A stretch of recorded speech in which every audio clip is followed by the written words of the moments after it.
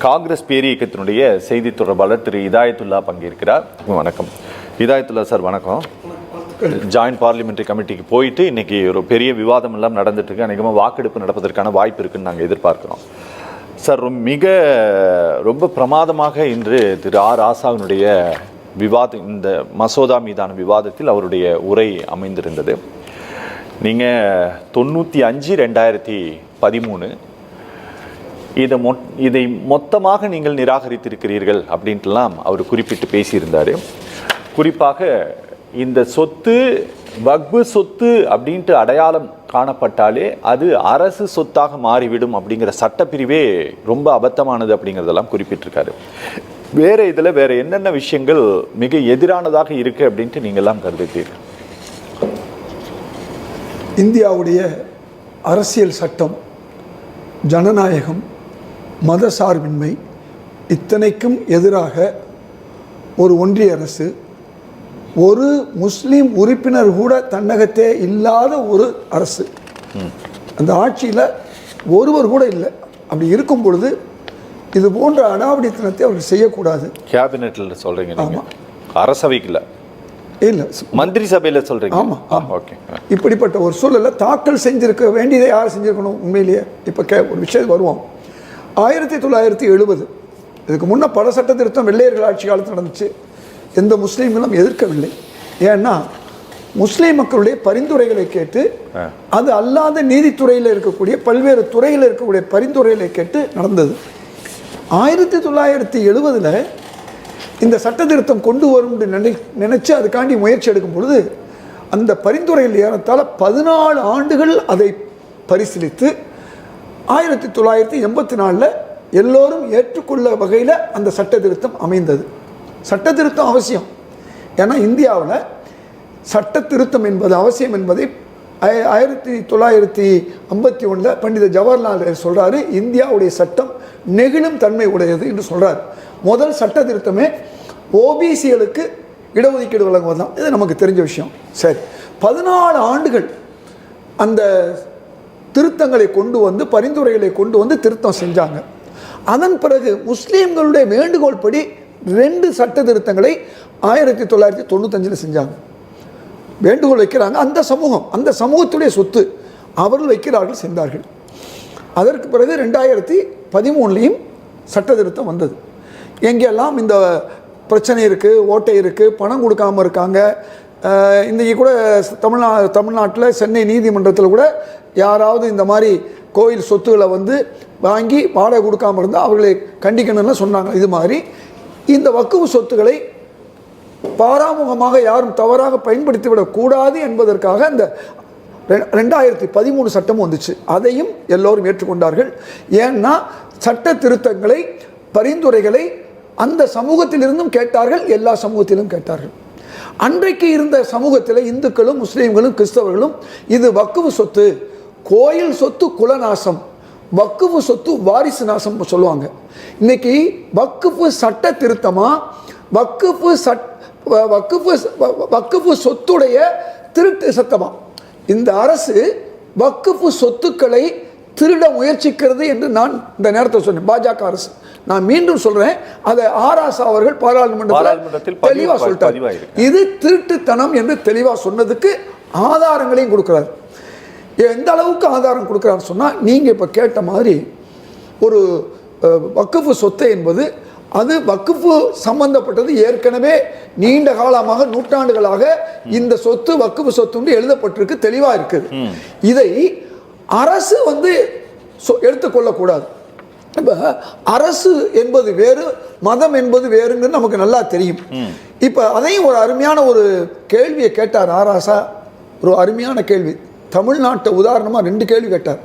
ஒன்று, அருள்மிகு பழனி ஆண்டவர் கோயிலில் பேராசிரியர்கள் 100 பேர் கிட்ட இருக்காங்கன்னா ஒரு தகுதியான ஒரு முஸ்லீம் உள்ளே வர்றார்.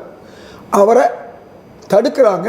இதே ஆர்எஸ்எஸ், இதே பிஜேபி மதத்தை காமிக்கிறாங்க. அப்போ மதத்தை காமிச்சிட்டாங்க. இந்த மதத்தில் நீங்கள் ஒரு முஸ்லீம் அல்லாதவரை நீங்கள் சேர்க்கக்கூடாது. இன்றைக்கி சென்னை புதுக்கல்லூரி, ஜமால் முகமது கல்லூரி, வக்ஃப் வாரிய கல்லூரியில் 30 to 40 விழுக்காடு முஸ்லீம் அல்லாதவர்கள் தான் பேராசிரியராக இருக்காங்க. நான் ஜமால் முகமது கல்லூரியில் படிக்கும் காலத்தில் நிறைய பேராசிரியர்கள், அது நஞ்சுண்டராவாக இருக்கலாம், ரங்கநாதன், 2 ரங்கநாதன் இருந்தாங்க, லேடி ரங்கநாதன், ரவுடி ரங்கநாதன், மாணவர்கள் பேர் கூட வைப்பாங்க, இவ்வளவு பேர் இருந்தாங்க.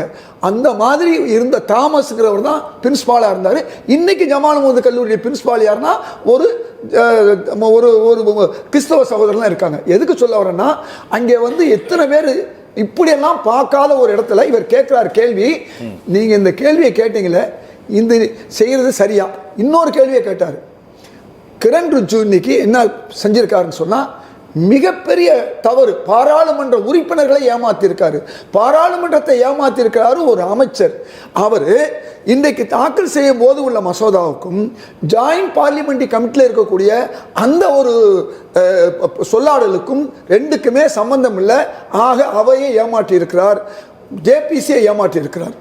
இன்னொரு விஷயம், இதே தமிழ்நாடு ஒரு காரணமாக காமிச்சு தான் இன்னைக்கு இந்த சட்டத்திட்டத்தை கொண்டு வருங்கிற ஒரு பொய்யை சொல்றாங்க.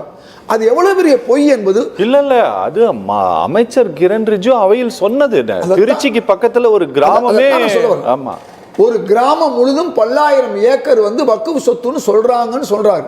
ஆனா என்ன நடந்துச்சுன்னு சொன்னா, ஜாயிண்ட் பார்லிமெண்டரி கமிட்டியுடைய தலைவர், அதே கட்சியுடைய பிஜேபி ஜெகதாம்பிகா பால், முன்னால காங்கிரஸ் இருந்தவர், காங்கிரஸ் ரொம்ப பேர் RSS இருந்தவங்க உண்டு, இப்போ வந்தார். அப்போ வரும்பொழுது ஆட்சியர், வருவாய்த்துறை அனைத்து பேரும் உட்கார்ந்து இந்த விஷயம் சொல்லும்போது, இல்லை ஒரு சர்வே மட்டும்தான் இருக்கிறது என்று ஜாயிண்ட் பார்லிமெண்ட் கமிட்டி கூட்டத்துக்கு முன்னால தெளிவா சொன்னது. அந்த உண்மையையும் மறைக்கிறார். யார் மறைக்கிறார்? அமைச்சர் கிரண் ரிஜிஜு.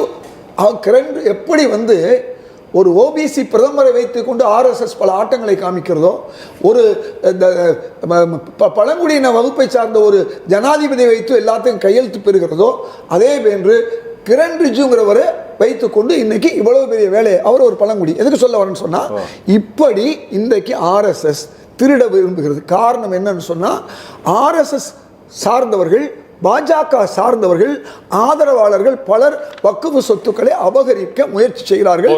இதற்கு என்ன வழி? இப்ப அதுக்கு என்னென்ன செய்யறாங்கிறது நமக்கு தெரியும். அப்ப பாராளுமன்றத்தில் இவ்வளவு உண்மைகளை மறைப்பதையும் இன்னைக்கு ஆராசா அவர்கள் ஒரு வரலாற்று சிறப்பு மிக்க ஒரு பேச்சால் இன்னைக்கு தெளிவுபடுத்தியிருக்கிறார்.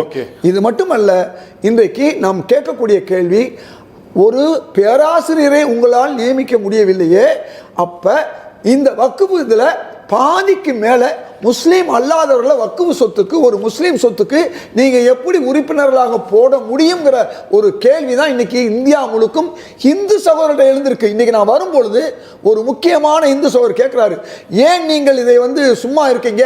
இன்னைக்கு அதாவது நிதிஷ்குமாரையும் சந்திரபாபு நாயுடு, முஸ்லீம்களால் இன்னைக்கு வாக்குகளால் தேர்ந்தெடுக்கப்பட்ட சந்திரபாபு நாயுடையும் ஏன் நீங்கள் அழுத்தம் கொடுக்க கூடாதுன்னு சொல்லி ஒரு தியேட்டர் உரிமையாளர் சென்னையில் உள்ளவர் எனக்கு கேட்கிறாரு.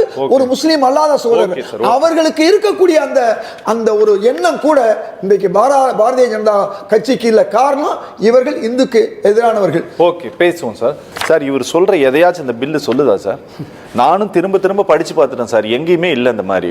இல்ல, இந்த நிகழ்ச்சியில ஒரு நகைச்சுவைக்காக வேண்டி சப்ஜெக்ட் இல்லாம சில விஷயம் பேசினாரு. நான் பொறுமையா கேட்டுக்கிட்டேன். சரி, அவர் கொஞ்சம் பொறுமையா கேட்க சொல்லுங்க, வேற ஒண்ணும் இல்ல. அவர் பேசும்போது தயவு செஞ்சு குறிப்பிடாதீங்க. 1954 இந்த வக்ஃப் சட்டங்களை கொண்டு வந்தது. பழைய விஷயம். ஒரு நிமிஷம் தான், எனக்கு வேண்டாம். இல்ல, நான் ஒரு பதில் சொல்றதுக்கான சொல்றேன். அவர் சொன்னார் இல்லையா, இந்த சட்டம் கொண்டு வரும்போது அம்பேத்கர் அவர்கள், ஜவஹர்லால் நேரு அவர்கள், இன்னைக்கு பிஜேபி ரொம்ப சந்தோஷமா ஏற்றுக்கொள்ளக்கூடிய பட்டேல் அவர்கள். எனக்கு ஒன்னே ஒன்று சொல்லுங்க சார், இப்ப இருக்கக்கூடிய வக்ஃப் போர்டுல நான் முஸ்லிம் மெம்பர்ஸ் இருக்கிறாங்களா? சொல்லி வர, அதுதான் வர்றேன் சார், ப்ளீஸ் கொஞ்சம் அவரை அமைதியாக அவரை கேட்டீங்க. நான் சப்ஜெக்ட் சொல்ல வர்றேன். அன்றையிலிருந்து இன்னைக்கு வரை நீதிமன்றம் வக்ஃப் சம்பந்தப்பட்ட விஷயங்களை நீதிமன்றத்துக்கு போகுது, நீதிமன்றம் தீர்ப்பு கொடுக்குது. வருவாய்த்துறை மூலமா தான் நடக்குது. அதாவது ரிஜிஸ்டர் ஆபீஸ் மூலமா தான் எல்லாமே நடக்குது. இது என்னமோ வக்ஃப் சொத்துக்களுக்கும் அரசாங்கத்துக்கு சம்பந்தம் இல்லாம இல்லை. பிரச்சனைகள் வந்தா அங்க மாவட்ட கலெக்டர் தேவைப்பட்டா வருவாரு, RDO வருவாரு. இது புதுசா ஒண்ணு இல்லை. இப்ப நீங்க கேட்ட கேள்வி, ஏற்கனவே அந்த மாதிரி யாரும் இல்லை, கிடையாது. ஏன் கிடையாதுன்னு சொன்னா, இது வக்ஃப் சொத்து. எப்படி அறநிலையத்துறை போர்டில் வந்து ஒரு முஸ்லீம் இல்லையோ அது மாதிரி இதுலையும் இல்லை. இதை நம்ம முன்னோர்கள் ரொம்ப தெளிவாக வகுத்து வச்சிருக்காங்க. நம்பர் 1. ரெண்டாவது ஒரு பெண்கள் வந்து தமிழ்நாட்டிலேயே 2 பெண்கள் வந்து இருக்கிறாங்க ஏற்கனவே. சகோதரர் ஹென்றி பல நல்ல விஷயங்களை சொன்னார். இதில் வந்து பல மாநிலங்கள்லேயும் பெண்கள் இருக்காங்க. அதனால் அது ஒரு பெரிய விஷயம் இல்லை. ரைட். மூணாவது விஷயம் வந்து இன்றைக்கு அவர் என்னமோ சொன்னார், முஸ்லீம்களுக்கு தலைவர் வந்து மார்க்கம் இஸ்லாம்லாம் என்னமோ சொல்லிட்டு வந்தார். நான் கேட்குற ஒரே கேள்வி, நீங்கள் ஆட்சிக்கு வந்த 11 வருஷமாக முத்தலாக்குன்னு முஸ்லீம்களுக்காண்டி நல்லது செஞ்ச மாதிரி 370 முஸ்லீம்களுக்கு நல்லது செஞ்சோம்னு சொல்லிட்டு சொல்கிறீங்க. மூணாவது வந்து சிஏஏ முஸ்லீம்களுக்கு நல்லது செய்யணும்னு சொல்கிறீங்க. அதே மாதிரி வந்து இந்த வக்குஃபு சட்டம், அதே மாதிரி பொது சிவில் சட்டம். நான் கேட்குறேன், 11 வருஷமாக நீங்கள் இந்துக்களுக்கு ஏன் ஒன்றுமே செய்யலையா? இதைத்தான் இங்கே ராகுல் காந்தி திரும்ப திரும்ப கேட்குறாரு. பெரும்பான்மை இந்துக்களுக்கு எதிராக ஒரு சில குறிப்பிட்டவர்களுக்கு ஆட்சி அதிகாரம் கொடுக்குறீங்கன்னு சொல்கிறாரு. இப்போ நான் கேட்குற கேள்வி என்ன சொன்னால், 11 வருடமாக வெறும் முஸ்லீம்களுக்கு நல்லது செய்கிறோன்னு சொல்லி முஸ்லீம்களுக்கு கெடுதல் செஞ்சுட்டு வர்றீங்கிறது இந்த வக்குஃபு சட்டத்தில் ரொம்ப தெளிவாக தெரியுது. நீங்கள் சொன்ன அந்த அமைப்பில் ஏறத்தாழ 70 விழுக்காடு வரையும் முஸ்லீம் அல்லாதவர்கள் இந்த வக்குஃபு சொத்துக்கு உறுப்பினராக வர முடியும். போக முடியுது. சட்டம் திருத்தப்பட்டார், பாஸ் ஆனா. ஆனால் பாஸ் ஆகுதோ இல்லையா அது ரெண்டாவது விஷயம். இன்னைக்கு பாஸ் ஆகலாம். நான் ஒரே ஒரு வார்த்தை இன்னைக்கு ராசா சொன்னார், இப்படித்தான் நாஜிக்கள் இது ஹிட்லரோட சேர்ந்து கொண்டு அன்றைக்கி என்ன சொன்னாங்கன்னு சொன்னால், இந்த ஜெர்மனுக்கு நாங்கள் நல்லது செய்கிறோம் தான் சொன்னாங்க. நான் கடைசியாக பார்த்தா ஜெர்மனை ஒரு கடங்கார நாடாக தள்ளிட்டு போட்டாங்க. ஒரு அநியாயமாக இழைக்கப்பட்ட ஒரு நாடாக ஆக்குனாங்க. அதே மாதிரி இந்த இந்தியாவை நீங்கள் ஆக்கிறாதீங்க. பண்டித ஜவஹர்லால் ஒரு வார்த்தை சொன்னார், சுதந்திரம் அடைந்த உடனே சொன்னார், ஒரு ஆர்கனைசேஷன் இந்தியாவில் இருந்துக்கிட்டு அதே நாஜித்துவ வேலையை இங்கே செஞ்சுக்கிட்டு இருக்கு, இதை நீங்கள் அனுமதித்தீர்கள் என்று சொன்னால் நிச்சயமாக இந்த நாடு அநியாயமான ஒரு சூழ்நிலைக்கு போகும்னு சொன்னதையும் இன்னைக்கு ஆராசா அவர்கள் பதிவு செய்தார். நான் என்ன கேட்கிற கேள்வி என்னன்னு சொன்னா, இந்த உறுப்பினர்கள்ல வந்து முத்தவள்ளிகள் சார்பா 2 பேர் நியமிக்கலாம்னு ஏற்கனவே இருக்கு. அந்த முத்தவள்ளிகள் சார்பா 2ங்கிறத ஒன்னாக்குறாரு. ஏன்னா வக்குப்புங்கிறது சகோதரர் ஹென்றி சொன்ன மாதிரி ஏதோ வக்கு போர்டுக்கு சொத்து அல்ல, 3ல் 1 பங்கு சொத்தோ 4ல் 1 பங்கு சொத்து இல்லை. ஒவ்வொரு கோயில்களுக்கும் சொத்து இருக்க மாதிரி ஒவ்வொரு பள்ளிவாசல் ஒவ்வொரு தர்காக்கும் தான் சொத்து இருக்குது. அப்படி பார்த்தீங்கன்னா அது சின்ன சொத்து தான். இவையெல்லாம் ஒன்று சேர்ந்து நிர்வாகம் பண்ணக்கூடிய வேலை, ஆலோசனை கொடுக்க வேண்டிய வேலை, வழிகாட்டுதல் வேலையை மட்டும்தான் வக்கு போர்டு செய்யுது. இதுதான் உண்மை. வக்கு போர்டுக்கு பெரிய சொத்துங்கள்லாம் இல்லை. இன்றைக்கு பிஹெச்இஎல் அதே மாதிரி பாரதிதாசன் யூனிவர்சிட்டி போன்ற தமிழ்நாட்டில் பல இடங்களுக்கு நாங்கள் கொடுத்தோம். எந்த சொத்தை கொடுத்தோம்? வக்குஃபு சொத்தை கொடுத்தோம். காரணம், பெருந்தலைவர் காமராஜர் அன்னைக்கு கேட்டதுனால கொடுத்தோம். வாடகை தர்றோம்னு சொன்னவங்க கூட இன்னைக்கு வரையும் வாடகை கொடுக்கல. பிஹெச்எல் நினைச்சா எவ்வளோ வாடகை கொடுக்கலாம். இப்படி அன்றைக்கே அரசு சார்ந்த நிறுவனங்கள் இதுவரை வாடகை கொடுக்காம இருந்தா, இப்போ இவ்வளவு வக்குஃபு சட்டம் வந்து முஸ்லீம்களால் பராமரிப்படிக்கும் போது இந்த நிலைமை இருந்தா, நாளைக்கு அரசு இந்த சொத்தை எடுக்கக்கூடிய சூழ்நிலையில் அரசுடைய நிறுவனங்கள் எடுக்கக்கூடிய ஒரு நிலைமை வந்தா எப்படி முஸ்லீம்களுக்கு இந்த சொத்துல இருந்து சொன்னார் இல்லையா, லா இலாஹ இல்லல்லாஹ் சொன்னாங்க, இஸ்லாமிய மார்க்கம், அவர்களுக்கு எப்படி போய் சொத்து சேரும்? இதுதான் இப்போ பிரச்சனை. ஆக ஒட்டுமொத்தமாக பார்க்கும்போது உங்களுக்கு இன்னைக்கு இந்துக்களுக்கு 11 வருஷமா ஒன்றும் செய்யாம முஸ்லீம்களுக்கு மட்டும் நல்லது செய்யக்கூடிய இவர்களை பார்த்து நாங்கள் கேட்குறோம், தயவு கூர்ந்து இந்து மக்களுக்கு சொல்லுங்க. ஹென்றி சொன்ன மாதிரி இந்து ஆலயங்களுக்கு மடாலயங்களுக்கு எவ்வளவோ சொத்துக்கள் இருக்கு, அந்த சொத்துக்கள் எவ்வளவு மோசமா போகுது. இப்போ நான் என்ன சொல்றேன், போபால்ல 1000 கடைகள், அதுல 800 கடைகள் யார் நடத்திட்டு இருக்கா தெரியுமா? முஸ்லீம்கள் இல்லை, சகோதர இந்துக்கள் தான் அதை எடுத்து நடத்திட்டு இருக்காங்க. ஏன் இதை சொல்றேன்னு சொன்னா, இன்னைக்கு தமிழ்நாட்டில் இருக்கக்கூடிய பல சொத்துக்கள்ல 3ல் 1 பங்கு முஸ்லீம் அல்லாதவர்களுக்கு தான் வாடகைக்கு கொடுத்துருக்கு. அப்படி நாங்க இந்து முஸ்லீம் பார்க்காம இந்த வக்குஃபு சொத்துகள் இன்னைக்கு உபயோகத்தில் இருக்கு. இப்படிப்பட்ட ஒரு சூழ்நிலையில இந்த பாரதிய ஜனதா அரசு முஸ்லீம் விரோதமாக தொடர்ந்து செய்வது மட்டுமல்லாமல் இந்து விரோதமான காரியங்களையும் செய்து கொண்டிருக்கிறது. இன்னைக்கு அவர் சொன்னாரு, அதான் அம்பானியுடைய இடம் கூட அதை பாதுகாக்கிறதுக்கும் இன்னைக்கு இந்த வேலையை செஞ்சுக்கிட்டு இருக்காரு. யாரு? நம்ம பிரதமர் பிரதமரும் பாஜகவும் செஞ்சுக்கிட்டு இருக்கு. இது மட்டுமல்ல, இன்றைக்கு ஒவ்வொரு மாநிலங்களிலும் அந்தந்த மாநிலங்களுக்கு இருக்கக்கூடிய உரிமைகளையும் பறிக்கிற வேலையை இவங்க செய்யறாங்க. ஏன்னா அந்த மாநிலங்கள் வந்து 2 இருந்து 4 பேரை நியமிக்க முடியும். ஆனா அதையும் தடுக்கக்கூடிய வேலையை தான் இன்றைக்கு இந்த ஒன்றிய அரசு செய்யுது. இது வக்ஃபுக்கு இழைக்கக்கூடிய துரோகம், முஸ்லிம்களுக்கு இழைக்க துரோகம் மட்டுமல்ல, ஒட்டுமொத்த இந்து மக்களுக்கும் இழைக்கக்கூடிய ஒரு துரோகம் தான்.